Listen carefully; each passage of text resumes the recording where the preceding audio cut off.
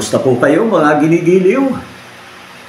Lagi po nating tatandaan, bawat umaga, hatid ay bagong pag-asa. Welcome back to Amazing God YouTube channel, at sa pagkakataon ito, tuloy-tuloy po ang ating pong pagninilay ng mga salita ng Diyos sa gabay at pagtuturo ng banal na Espiritu. Ayan, so medyo po naaantala ng kaunti yung ating pong mga pag-upload ng mga video dahil sa yung ating pong taga-edit ay napaka-busy sa ngayon. Pero sinisikap po natin na makapag-upload pa rin sa kabila ng pagiging busy ng ating pong editor-in-chief. Ayan, at sa pagkakataong ito ay tayo po ay mag-aaral patungkol sa paksang Preachers Overlook the Real Meaning of the Scripture. Ayan. So, daw pong mga mangangaral ay kanila pong na-overlook o kaya ay hindi po nila napapansin yung pong mga tunay na pakahulugan ng Biblia. Ayan. So, sabihin man po natin na ito ay ilang mahalagang bagay na dapat po nating bigyan ng pansin. Ano po? Ayan. So, alam natin, marami naman po talagang mga magagaling mga tagapagturo at mga preachers ng salita ng ating Panginoon. Subalit, kung tayo po ay magiging mga sensitive sa pag-aaral ng salita ng ating Panginoon, ay makikita po natin ito. At ilang beses na rin po natin itong ikinonsulta sa mga mayroon pong higit na kaalaman pagdating sa tinatawag pong paggamit po ng grammar. No? Ayan. Ayan. At hindi na po natin patatagalin pa sapagkat ang ating pong kagamitan ay walang iba kundi ang salita po ng ating Panginoon. At yan po ay ang una nating bibigyan ng pansin ay ito pong una ay sa oras na tanggapin si Kristo bilang Panginoon at tagapagligtas ng isang tao, ay ito raw po ay ligtas na. Ayan. Meron po tayong mga napapakinggan na ganito pong aral, no? Na sa oras na tanggapin ng isang tao ang ating pong Panginoong Jesucristo ay ligtas na siya. Subalit, hayaan po natin na ang salita ng Diyos ang magbigay linaw kung ito po bang paniniwala na ito o itong aral na ito ay tama ho ba ito sa tinatawag pong pagkaunawa ng isa pong mangangaral o kaya ay ng isang tagapagturo. Ulitin po natin na sa oras na tanggapin ng isang tao si Kristo bilang Panginoon at tagapagligtas, ang taong ito'y ligtas na. Totoo po ba yun? Totoo kaya ito na kapag tinanggap ng isang tao si Kristo bilang Panginoon at tagapagligtas, ay ligtas na siya? Sabihin pa natin, isama pa natin pagkatapos siya ay magsisi. Natatanggap na po ba agad niya yung tinatawag pong kaligtasan? Ayan. So mamaya titingnan po natin ito at una-una natin babasahin ay aklat po ng Juan, Kapitulo 10, talata 9. Ayan. Sabi dito, ayon po sa ang Biblia, ako ang pintuan. Ang sino mang taong pumasok sa akin ay siya'y maliligtas at papasok at lalabas at makasusumpong ng pastulan. Pansinin po natin ito. Ito nga po yung sinasabi po natin na overlook ng mga preachers. Ang sabi dito, ang sino mang taong pumasok sa akin. Okay? Ang sabi ng ating Panginoon, sino mang taong pumasok sa Kanya. Ano ang pangako? Ano ang magiging resulta? kapag ang tao ay pumasok sa Kanya. Ay ibig sabihin ng pagpasok ay pagpapasakop. Yan. Sabi dito, siya ay maliligtas. Ayan. So, napansin po ba natin, pag ang tao ay pumasok o kaya ay nagpasakop kay Jesus, malinaw ho ang pangako. Ang pangako ho ng ating Panginoon Jesucristo, maliligtas. Ayan. Hindi po sinabi ng ating Panginoon Jesucristo na sino mang taong pumasok sa akin o kaya ay magpasakop sa akin ay ligtas na. Magkaiba po yan. Ayan. Napansin niyo po, na-overlook po ito ng mga mangangaral o kaya ay tagapagturo. Sa kanila, assuming kaagad, no? Assuming kaagad. Yung pagtinanggap si Kristo bilang Panginoon na tagapagligtas, sinasabi nila, ang taong ito na tumanggap kay Kristo bilang Panginoon tagapagligtas, ligtas na. Wala pong ganito sa Biblia. Ito po, John chapter 10 verse 9. Ayan. Kukuha pa po tayo ng 2 talata sa Biblia. Okay? So, babasahin po natin ito pong Roma 19. Ayan. Tingnan po natin. Ha? Sapagkat kung ipahayag mo na iyong bibig si Jesus na Panginoon at sasampalataya ka sa iyong puso na binuhay siyang maguli ng Diyos sa mga patay, ay maliligtas ka. Ano daw po ang pangako doon sa sino mang tao na magpapahayag ng kanyang bibig na ang Panginoong Jesucristo ay Panginoon at sasampalataya siya sa kanyang puso na binuhay ng Diyos ang ating pong Panginoon Jesucristo? Ano ang pangako doon sa mga taong yun? Ligtas na po ba o maliligtas? Ang sabi po ng Biblia, maliligtas po. Ito po ang sinasabi po nating na overlook ng mga tagapagturo o kaya ay mga mangangaral. Sa kanila, pag nabasa nila ito, assuming diretso, natanggapin mo lang si Kristo bilang Panginoon na tagapagligtas, ligtas ka na. Wala pong ganon. Ayan. So, yan po ay ayon sa salita ng ating Panginoon. Ulitin ko po, overlook lang po ito. Hindi kasinong nabigyan ng pansin. Hindi kasinong binigyan o tinutukan. Ang tawag po kasi dito, naisalin lang na kaalaman. Para bagang without searching, without yung understanding, pagkatapos na marinig kasi nga kalakaran na, amen na lang tayo. Pero hindi na ho natin siniyasat yung tamang paggamit po ng mga pangungusap.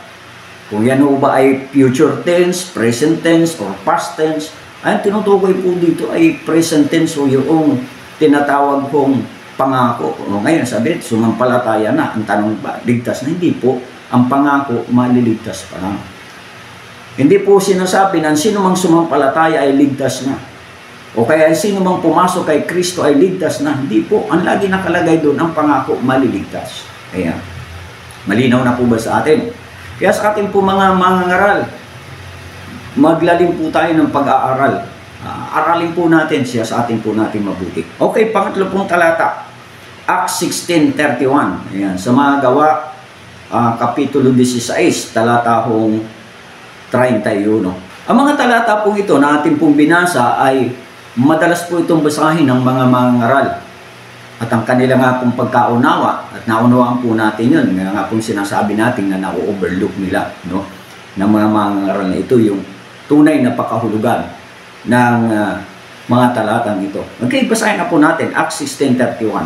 At kanilang sinabi, manampalataya ka sa Panginoong Hesus at maliligtas ka, ikaw at ang iyong buong sambahayan. O ang iyong sambahayan. Ayan. So, ang sabi dito nila Apostol Pablo at ni Silas, dito sa jail warden ito, na malapit na sana magpakamatay, sabi niya, manampalataya ka sa Panginoong Hesus. O, sabihin na natin, nanampalataya na siya sa ating Panginoong Hesus. Ano ang pangako doon sa mananampalataya? Maliligtas ka. Yan. Ang pangako, maliligtas ka. O, manampalataya ka. O, pagkatapos manampalataya, o, ano ang pangako? Maliligtas ka. Ikaw at ang iyong sambahayan. O, Kaya na-overlook po, assuming kagad, pag sinabing manampalataya ka sa Panginoon Sus, hindi sinabi dito ni Kristo na manampalataya ka sa Panginoon Sus, ligtas ka na. Ikaw at ang iyong sambahayan. Hindi po ganoon. Saka kung ito'y gagamitin po natin sa mga nag-a-assume na totoo ito, tanggapin lamang si Kristo as Lord and Savior, ay ligtas na, ang sabi dito, kasama dito yung sambahayan. O, isipin niyo po yun. Kung tama yung pagkaunawa. So, mga minamahal kong mga tagapagturo, mga mangangaral, it's about time na tayo po ay maupo at magnilay. Tingnan po natin. Pag-aralan natin mabuti. Gamitin po natin yung ating pong kaisipan sa gabay at pagtuturo ng ating Panginoon. So, tatlo lang po ito na mga talata sa Biblia na napapatunay na kapag ang isang tao ay sumampalataya sa Panginoon, tinanggap niya bilang Panginoon at tagapagligtas ang ating Panginoon Jesucristo. Hindi po ang pangako ng Biblia o kaya ng salita ng Diyos ay ligtas na. Ang pangako ho ay maliligtas.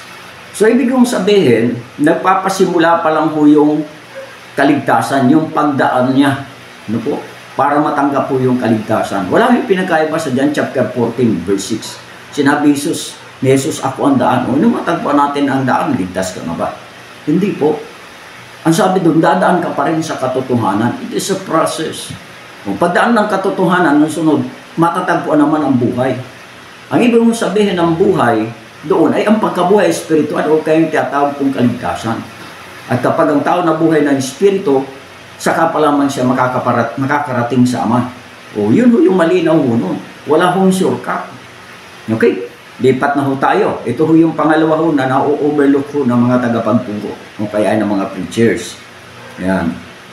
Ito po ay yung hindi paggamit ng mga preachers o kaya ng mga tagapagturo sa aklat po ng Lucas, Kapitulo 14, talatang 26, talatang 26, 27 at 33 sa paggawa ng alagad ni Jesus. Yan, na-overlook na naman po nila ito. Hindi na naman po nila ito binigyan ng pansin, pero marami po ang gumagawa ng alagad ng ating pong Panginoon. Pero hindi nila ito ginagamit. Ayan. Gumagamit din po sila ng Bible, pero hindi nila ito ginagamit. Na-overlook nila ito, hindi nila ito nakikita. O kaya kung nakikita man nila ito, dahil nga hindi sila nga dumaang dito, hindi nila ito naunawaan, normal, hindi nila ito ipapangaral. So basahin po natin ito sa Lucas chapter 14, verse 26. Ayan. Ito po yung requirements ng ating Panginoong Hesus na dapat daanan ng isang tao na nagnanais po na maging alagad ng Panginoon, pero na-overlook ito ng maraming mga preachers at tagapagturo. Sabi dito sa 26, kung ang sino mang tao ay pumaparito sa akin at hindi napupot sa kanyang sariling ama at ina, at asawang babae at mga anak at mga kapatid na lalaki at mga kapatid na babae, oo, at pati sa kanyang sariling buhay man, ay hindi siya maaaring maging alagad ko. In verse 27, at ang sino mang hindi nagdadala ng kanyang sariling krus at sumusunod sa akin ay hindi maaaring maging alagad ko. Ayan, verse 33. Kaya nga sino man sa inyo na hindi tumanggi sa lahat niyang tinatangkilik ay hindi maaaring maging alagad ko. Ayan. Ito pong Lucas chapter 14 ay ito po yung complete package patungkol po sa tinatawag na hinihingi ng ating Panginoon sa isang tao na nagnanais na sumunod po sa Kanya o kaya ay maging alagad niya at makasangkot sa Great Commission ng ating Panginoon, katulad po ng 11 alagad na nakalusot sa pagsasanay ng ating pong Panginoong Jesucristo. At yan po ay matatagpuan po natin yan sa Matthew chapter 28, verse 16 to 20. Na malinaw po doon, ang inutusan lamang ng ating Panginoon na sa buong sanglibutan na pumayo at gumawa po ng alagad ng ating Panginoong Hesus ay ang 11 alagad. So hindi po lahat. Yun lang mong dumaan po doon sa Lucas o kaya naunawaan at ginawa po nila. So sila po yung kinomisyon ng ating Panginoon. Kaya meron hong pattern ang paggawa po ng alagad ng ating pong Panginoon. At ito sa ngayon ang na-overlook ng marami hong preachers at mga mangaral o kaya ay mga tagapagturo ng salita po ng ating Panginoon. Kaya it's about time to wake up. Yung ating po mga kaibigan, mga mahal natin na mga kamanggagawa sa abasan ng ating Panginoon. It's about time to wake up. Gumising po tayo sa katotohanan. Maupo tayo at magnilay kasama po ng banal na Espiritu. Ayan. So panghuli, ito po yung pangatlo na na-overlook po ng marami hong mga tagapagturo at mga mangangaral. Ito pong masasabi po natin na hindi tamang pakahulugan o pagkaunawa sa salitang iglesia. Ayan. So, masasabi po natin na karaniwan na gamit ng maraming mga tagapagturo ang tinatawag na makamundong pakahulugan o kaya ay hindi tamang paggamit ng pakahulugan sa salitang iglesia. O, ito po yan. Ang iglesia ay reliyon. Ang iglesia ay gusali. Ayan. Na ginagamit ng mga mananampalataya sa pagsamba. Ang iglesia ay isang grupo o kaya ay isang samahan. Ayan. Ang sabi pa ng iba na kumuha din ng talata sa banal na kasulatan, isinalin sa Greek, no? Yung pong ecclesia. Na ang ibig sabihin noon ay tinawag mula sa labas o called out ones. Kaya lang, wala hong malinaw na pakahulugan sa mga nabanggit patungkol sa tunay na pakahulugan ng ating Panginoong Jesucristo patungkol sa kanyang iglesia. At na itinuro naman ito ng mga alagad at ng banal na Espiritu. Ayan. So ano po ba ang pakahulugan ho? Na ito ang na-overlook ng napakarami ng mga tagapagturo at mga ngaral. Ayan. So, mababasa po natin yan sa aklat po ng Efeso, na sinulat ni Apostol Pablo na apostol po ng mga Hintil. Sa chapter 5, verse 22 hanggang verse 33. Ganito po ang atin pong mababasa. Mga babae, pasakop kayo sa inyong sariling asawa na gaya ng sa Panginoon. 23. Sapagkat ang lalaki ay pangulo ng kanyang asawa, gaya naman ni Kristo na pangulo ng iglesia na siya ring tagapagligtas ng katawan. Datapat kung paano ang iglesia ay nasasakop ni Kristo, ay gayon din naman ang mga babae ay pasakop sa kanyang asawa sa lahat ng mga bagay. Mga lalaki, ibigin ninyo ang inyong asawa gaya naman ni Kristo na umiibig sa iglesia at ibinigay ang kanyang sarili dahil sa kanya, upang kanyang pakabanalin ito na nilinis sa pamamagitan ng paghuhugas ng tubig na may salita, upang ang iglesia ay mahirap sa kanyang sarili na maluwalhati, na walang dungis o kulubot, o anumang gayong bagay, kundi ito'y nararapat maging banal at walang kapintasan. Verse 28, gayon din naman nararapat ibigin ng mga lalaki ang kani-kanyang sariling asawa na gaya ng kanilang sariling mga katawan. Ang umiibig sa kanyang sariling asawa ay umiibig sa kanyang sarili, sapagkat walang sino mang napupuot kailanman sa kanyang sariling katawan, kundi kinakandili at minamahal gaya naman ni Kristo sa iglesia. Sapagkat tayo ay mga sangkap ng kanyang katawan, at dahil dito iiwan ng lalaki ang kanyang ama at ina, at makikisama sa kanyang asawa, at ang dalawa ay magiging isang laman. Ang hiwagang ito ay dakila, datapat sinasalita ko ang tungkol kay Kristo at tungkol sa iglesia. Gayon man ay uwibig naman ang bawat isa sa inyo sa kanyang sariling asawa, gaya ng sa kanyang sarili, at ang babae gumalang sa kanyang asawa. So napakalinaw po itong ating binasa dito ayon kay Apostol Pablo sa gabay at pagtuturo ng banal na Espiritu, na ang iglesia, kung ang pag-uusapan po ay iglesia, ito po ay inihahalin tulad sa asawang babae. Kung makita po natin pinaghambing yung relasyon ng isang mag-asawa sa pagitan ng lalaki at ng babae. Ngayon, kung titingnan po natin, ito'y inihambing sa larawan ng iglesia at ng ating Panginoon Jesucristo. Kung ang lalaki ay lumalagay sa kalagayang asawang lalaki ng babae, at ang babae naman ay lumalagay sa pagiging asawa, babae ng lalaki, ganun din naman ang iglesia ay lumalagay sa pagiging kabiyak ni Kristo, at si Kristo naman ang siyang pagiging kabiyak ng iglesia. At ang tinutukoy po dito, mga minamahal kong mga kapatid, ay yung pong salitang commitment. Yung pong tinatawag na pagtatalaga ng buhay sa isa't isa.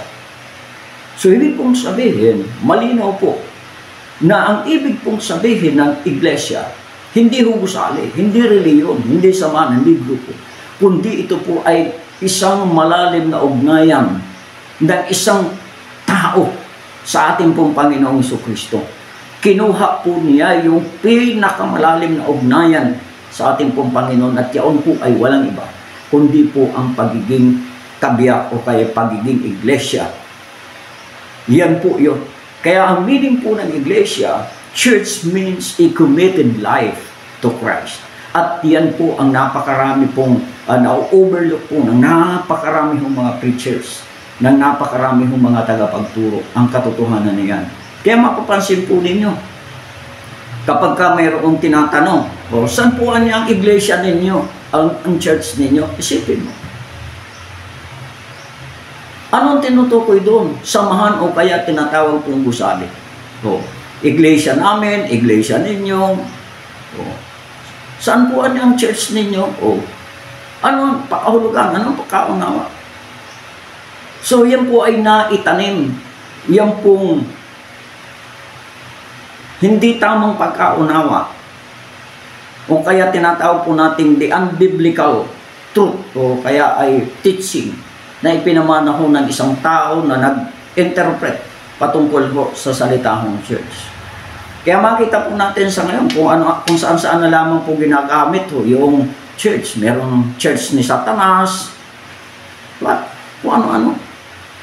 So pero po sa harapan po ng ating Panginoon Jesucristo ay napaka-banal po nito sapagkat ito po ay binili ng sariling dugo ng ating pong Panginoon Jesucristo. Yan po yung sinasabi sa Gawa 20:28. Binili ng dugo ng ating Panginoon. Yan. At sa ating pong mga kaibigan na nagsasabi na madalas na nakalagay sa Biblia ay hindi naman ho iglesia ni Kristo, kundi iglesia ng Diyos. Tama po yun. Tama po yun. Kasi bago yan tawaging iglesia ng Diyos, kasi po ang Diyos binubuho yan ng Ama, Anak at ng Espiritu Santo. Kaya pag sinabi mong Diyos, Ama, Anak at Espiritu Santo ang bumubuo niyan. Ngayon, bago siya naging iglesia ng Diyos, specifically, dapat siya ho ay tawagin munang iglesia ni Kristo. Bakit? Ang iglesia ho, ang tumubuso diyan si Kristo, ang itinubuso diyan ay dugo ni Kristo. Ayan. Sino po ba si Kristo? Si Kristo po yung nagkatawang tao. Ayan. Isa sa bumubuo ng iisang Diyos. Ayan. Kasi ang Ama, wala naman yung dugo, kasi Espiritu yun eh.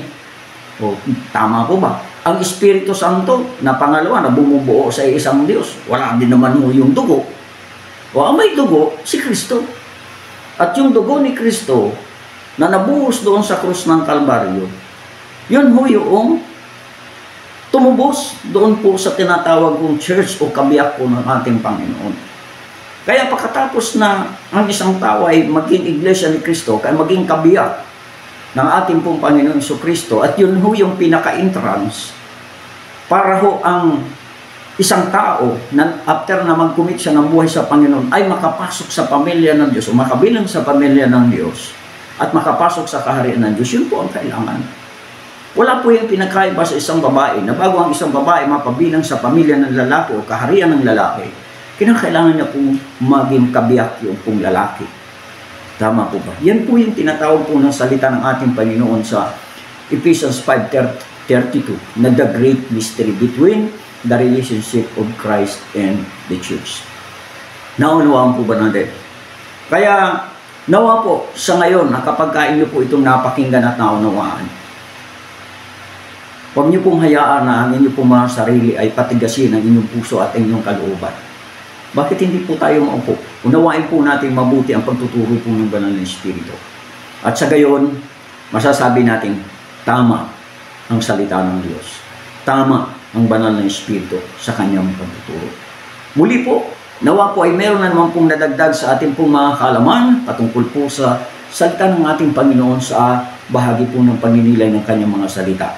So ang ating po pinag-usapan sa ngayon ay ang, sabi dito ay preachers overlook the real meaning of the scriptures. So ito pong mga bahagi nito ng salita ng ating Panginoon na didiscuss po natin dito. Una ay yung pong pagkaunawa ng marami na kapag tinanggap si Kristo bilang Panginoon na tagapagligtas ay ligtas na. Wala pong ganun sa banal na kasulatan. Maliligtas pa lang po. No? Ayan. Number 2 ay yung pong hindi po paggamit ng Lucas chapter 14 verse 26, 27, and 33 sa paggawa po ng alagad. So pangalawa ito, na-overlook po ng maraming mga tagapagturo. So hindi po nila na ituturo ng maayos ang bagay nito. And number 3 ay ang maling pagkahulugan o kay pagkaunawa sa salitang iglesia. Nawa po ay nadagdagan ng kaalaman at tulungan po tayo ng ating Panginoon sa pagdaan po ng mga panahon. Muli po, maraming salamat po sa inyong patuloy na pagsubaybay at patuloy tayong pagpalain po ng puong may kapal. Sa ating po mga kaibigan na hindi pa po nakakapag-subscribe, ay subscribe po natin para at least madagdagan pa patuloy yung ating pong mga subscribers at patuloy po tayo na mag-like at share na rin po natin kung tayo po ay patuloy na may mga natututunan. And comment din kung meron din po kayong mga katanong ay naunawaan. Salamat po sa ating Panginoon. At yung notification bell, pakipindot lang din po para lagi po kayong updated sa mga bago po nating mga videos. Muli po, to God be all the glory and praise.